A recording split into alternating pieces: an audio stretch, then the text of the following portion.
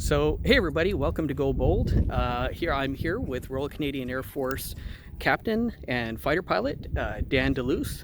Dan, great to have you here. Welcome to Victoria. Yeah, thanks for having me. You are the 2021 CF-18 demo pilot for this year.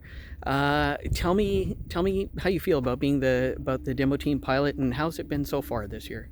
So far, we had a bit of a slow start. We had a couple shows in the U.S. and then a couple more non-aerobatic shows, and then now things are picking up again. It's actually a big pleasure and an honor to do this job. Growing up watching the air shows, it was always fun watching the CF-18 and the snowbirds, around Canada. So for me, it's a bit, I don't know, it kind of is a bit of a, like, all of a sudden I'm in formation with the snowbirds, so getting to fly with them has been really cool. Yeah. Getting to push the jet to the limits is also really rewarding. Yeah, because that's one of the things that perhaps people who aren't familiar with the demo routine, that's not the type of flying you're typically doing day in and day out, is it? Absolutely, yeah. I mean, these flights are 20 minutes at most. Yeah. Every corner is, your max G. The aircraft itself, we're not used to having, no real external store, so it's a very clean jet. Right. And then with that, the performance is quite elevated from what we're maybe used to. Mm-hmm, mm-hmm. Is there any one particular maneuver that you're more interested in or keen on versus the, in comparison to the rest of the routine? Yeah, I mean, I guess either the takeoff dirty roll is really awesome, or the square loop's a lot of fun from like a performer kind of way. Mm-hmm. I guess like from the outside, I like the vertical. Anything going vertical looks really cool. Totally. I know from my perspective, I always love the twilight shows because you can really kind of, it just makes the jet look more dynamic when you can see the afterburners compared to like a bright day like today. Oh yeah. Not only the afterburners, but I don't know, I always find like nighttime or thereabouts time flying is always a little smoother. Mm-hmm. And then with the hook coming down, seeing that make sparks on the runway, it's pretty awesome. Yeah, that is. But you're right, the afterburner, when they both light up and it's blue and you can see it from miles away, right? It's very neat. It's beautiful. So tell me about the theme of this year's demo routine and the operation that you guys are flying under. Okay, yeah, so the theme is strong at home. Mm-hmm. So with that, we have the eagle eyes. So it represents speed, agility, and then so we're doing op inspiration, kind of carrying it on from last year with the snowbirds, mm-hmm. and then this year with the snowbirds, we were included in the operation. With that, partially in memory of Jen Casey, we have the speed bird underneath the jet. And then so it's actually helps when we're flying with the op inspiration or with the snowbirds, and also with their 50th anniversary, we thought it was a good tribute, not only Jen Casey, but your stalker flight, and then also Canadians affected by COVID, or all the Canadians that died from COVID in the last year and a half. Mm-hmm. I think it's a wonderful tribute to all of them, and I'm sure you and the rest of the team, take it very seriously and are honored to do it. Tell me about the rest of the team, because obviously it's just more than you're the pilot. You kind of get the lion's share of the exposure, but there's a wider team supporting you. Absolutely, yeah. So we have an East team and a West team. So these air shows in Eastern Canada or Central Eastern will be covered by the team from Bagotville, mm-hmm.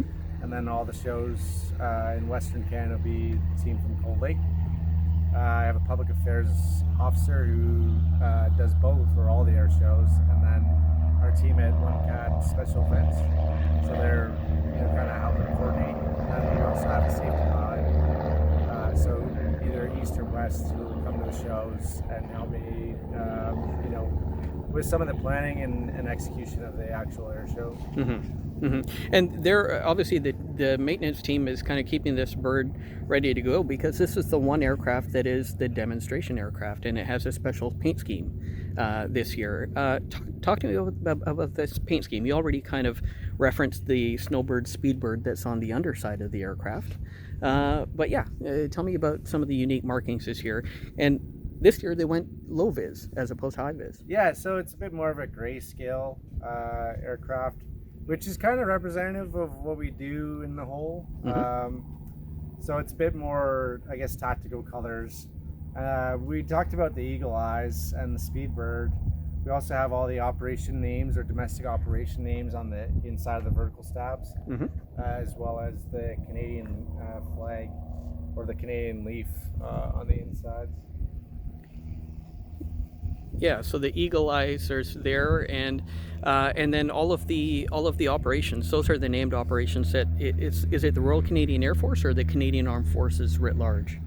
It would be the Canadian Armed Forces or the Canadian government at large, actually. So right. With some of them, we have one of the operations where it's foreign affairs would be the primary lead.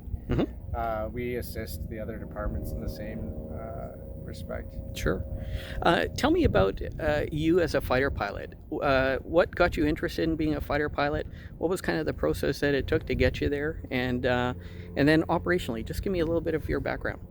All right. So my inspiration to fly, I guess in general, I've come from a large aviation family. To fly the Hornet or the fighter jet in specific, I just always liked the idea of going fast. And actually just flying something like high performance, as in like you could push it around a little more than your average airplane. The process, all officers in the Air Force need a degree, so you got to get some schooling as well as some flight training. So I did my degree civilian, and I completed my commercial pilot license and flew medevac first before enrolling in the Canadian Armed Forces. At that point, it took about 5 years to get to be fully trained on the CF-18. Okay. After completing my phase 2 and phase 3 in the Hawk and the Harvard. And then, so operationally, it's kind of a bit of a revolving door. We're always keeping people trained. And then you'll usually give some time back as an instructor, which is what I've done for the last 3 years, and I'm going to continue for the next 3 years. Okay. My first 3 years as a Hornet pilot was, upgrading my quals. So you start off as a wingman, and then you become a lead. You might advance or be able to lead bigger formations. So I became a 2-ship lead. I flew with NORAD. I also flew in enhanced air policing with NATO. And then got to travel around a bit, got to do the job a bit, and got to train a bit, and then I was into starting instructing. Awesome. How do you like instructing? Because you know what it's like to be on the receiving end of an instructor's kind of tutelage. How do you find the art of instructing? Do you enjoy it? I do, and it's always a good time to hone your own skills, I guess. And then to give it back, and it's always hard to remember that, where you were at that time or what it was like to be the student. So it's pretty humbling, and then important to remember what it was like. Like I said, I had really good instructors, so I hope that I can pass that same on to the next generation of fighter pilots in Canada. Fantastic. And so as you're doing the instructing, you're going to be flying the Hawk and I guess the F-18? No, so I've been posted to 410 Squadron, the Cougars, where it started for me. Right. And so I'll be just full-time on the CF-18 after the demo season. I haven't really done any instructor qualifications at 410 yet. Okay. Which I'll hope to start in the fall. Awesome. So now finally, before we finish this chat, I would love for you to tell me an experience that you've had flying the F-18 that is memorable to you for any particular reason, whether it be an operational kind of a thing, flying in the north, flying in Europe, whatever it is. Give me a story to kind of, so the listeners can have an appreciation for what it is to be a fighter pilot. Yeah, I mean, I've had a lot of great memories flying the CF-18, including just today. But they definitely fly in the mountains out west in our second home, Comox. To me, is the most memorable just because of the sights you see when you're flying up glacier. You know, usually you're in this big aircraft and you think, you know, you feel pretty big, but then you get up into the mountains and then the glaciers and you actually feel pretty small. And then just the flying itself, it's beautiful, it's challenging, and it's a lot of fun. That's awesome. Well, Captain Dan Deluce, thank you so much for taking the time for us. We encourage you to keep up the great work this year, and hope more Canadians and people around the world enjoy this chat. Yeah, thanks a lot. My pleasure to share. Thank you very much.